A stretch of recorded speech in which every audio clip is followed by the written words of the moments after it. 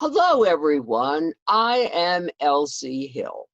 No, I'm not from Ridgefield, but I'm right on the border.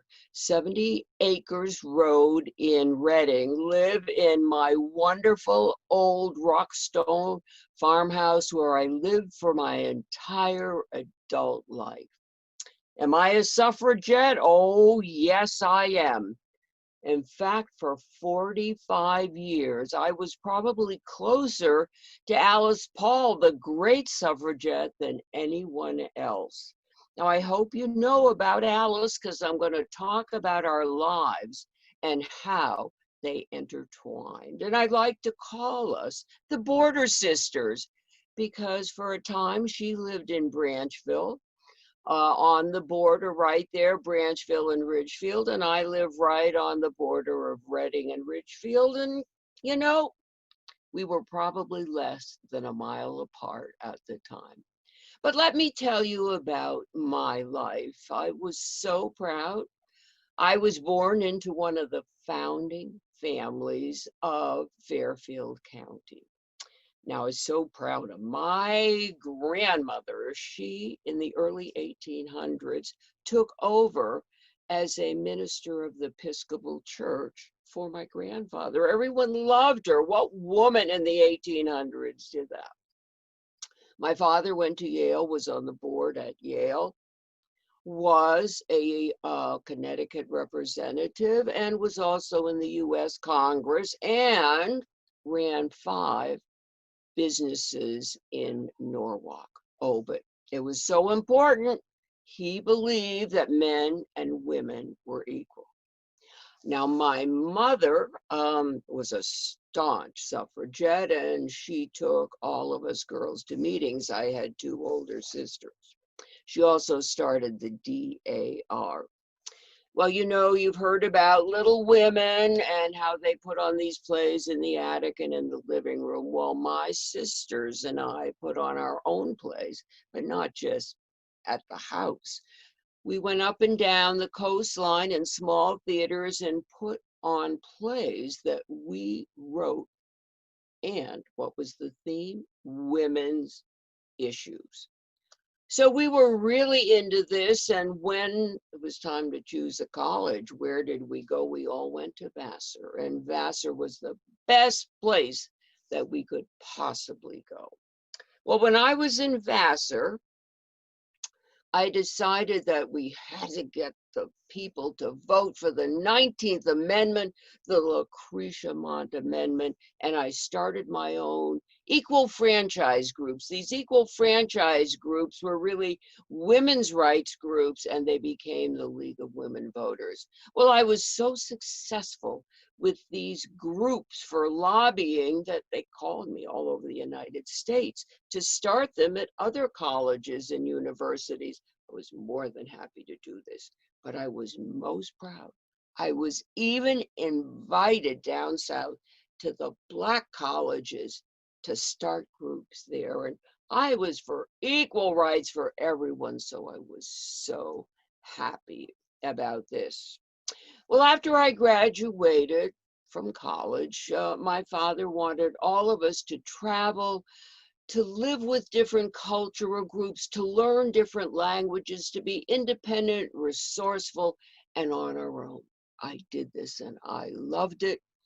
When it was time to get a job, I decided I want to be in Washington, D.C., where the action is for the government.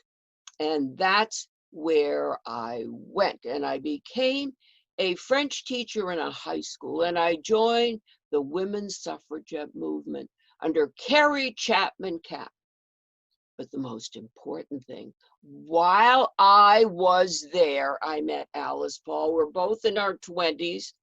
And after a while, we decided to break away from the National Women's Suffragette movement. And along with Lucy Burns and Alva Belmont and others, we started just the Women's League. And that's what I did. And I followed Alice Paul. Why did I break away and follow her? Because she was not just for the 19th Amendment. Oh no, she wanted equal rights for every woman jobs, equal pay, equal treatment. And that's what I was all about as well.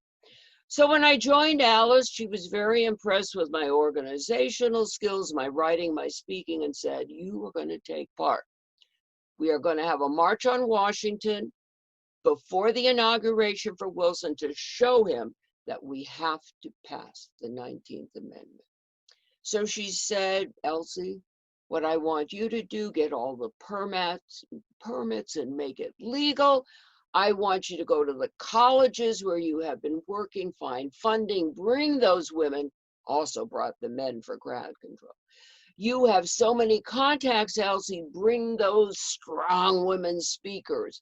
And that's what I did. I was so involved in this march, my first big project. Well, the march did not go exactly as expected, but we did have a voice. We did put ourselves on the map. People realized we were not going away. Well, after that, I worked with Alice and we chained ourselves to the fence of the White House and we petitioned and we protested and we spoke and we influenced. Yes, I was sent to prison. I was abused, but I was willing to do this for the fight. I was probably put in prison more than anybody else. Why? Because I protested in Boston, in Denver, in New York, all over. This was so important to me. Well, in 1920, we finally got the right to vote. And we certainly should have. All of these women had been working overseas and here in the United States for the military to win the war. They had dedicated their lives. It was only right that they were given the right to vote. Well, when we finally passed the 19th Amendment, it was not over. No, not for Alice, not for me, or none of the National Women's Party.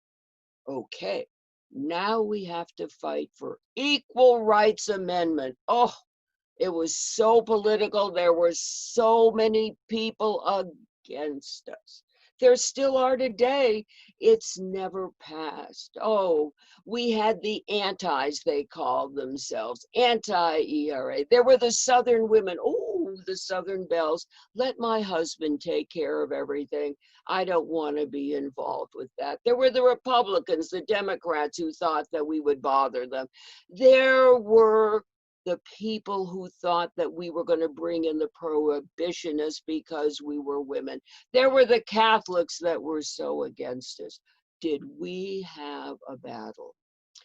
Well, what did I do? I, along with the direction of Alice, got on whistle stops on the train, went all across the United States, stopped 40 times, stumped for ERA, did the same thing across New York, did the same thing in the Midwest. I was speaking nonstop, writing, conferences, conventions. I was there.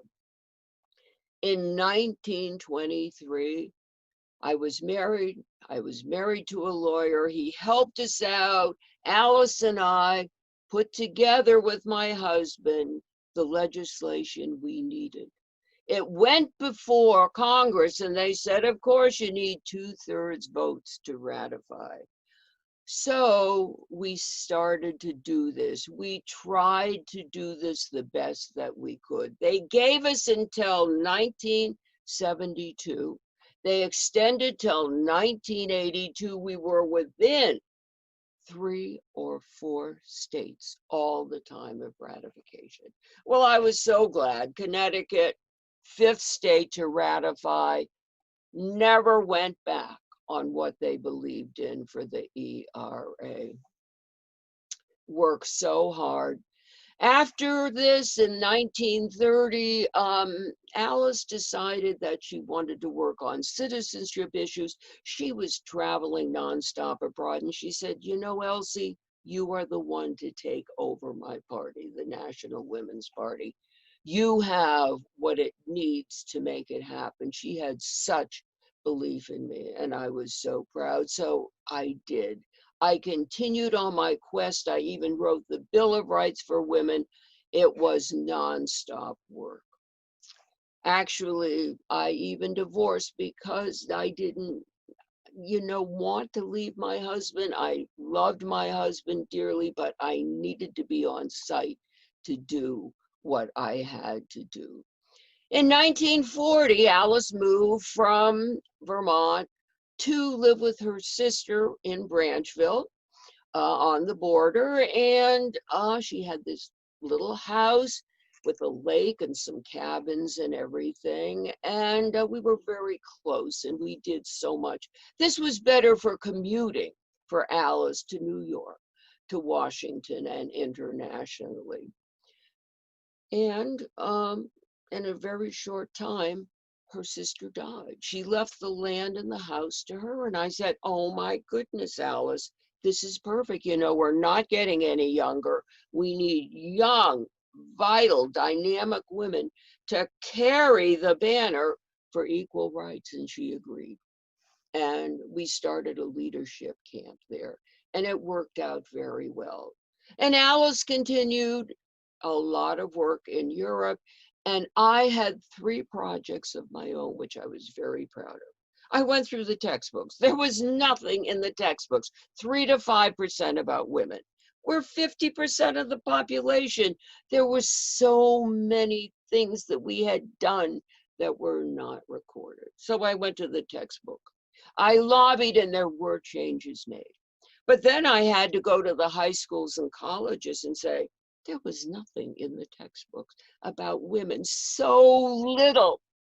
We need women's studies courses. And I was good at getting women's studies courses established at the secondary and college level. I felt really proud about that. And then I did one other thing that I really did for myself and my family and Norwalk. The Lockwood Matthews Mansion. It was so gorgeous. It was so historical. And it was going to be torn down. Oh my goodness, I was just so deeply upset. So I fought for the preservation. And today, it is a well-known, established historical museum. So, I feel I did a lot of good. I am so glad that I was able to work with the great Alice Paul and the Carrie Chapman Cat and so many other amazing women. But what I want you to remember from my talk is this: yes, these great leaders need to be remembered and need to be in the textbooks. But there were people locally that need to be remembered as well. Those women on Main Street, Laura Shields and Mary Alcott. We always hear it takes a village to raise a child. Well, it takes a whole group of strong women in every town to pass legislation that will better the woman, her children, and the family. Well, I hope that you're going to listen in next week. Next week, you're going to hear from a woman, Claire Bluth. Oh, what a wonderful woman. Poor, no college education, did so much to change what women were all about. She was an actress, a playwright, an author, an international journalist, a congresswoman. She was an ambassador. She was a philanthropist, and oh my goodness, equal rights.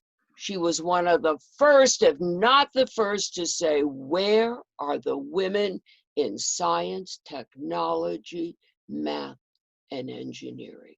She was a STEM person long before anyone ever heard of STEM. Thank you.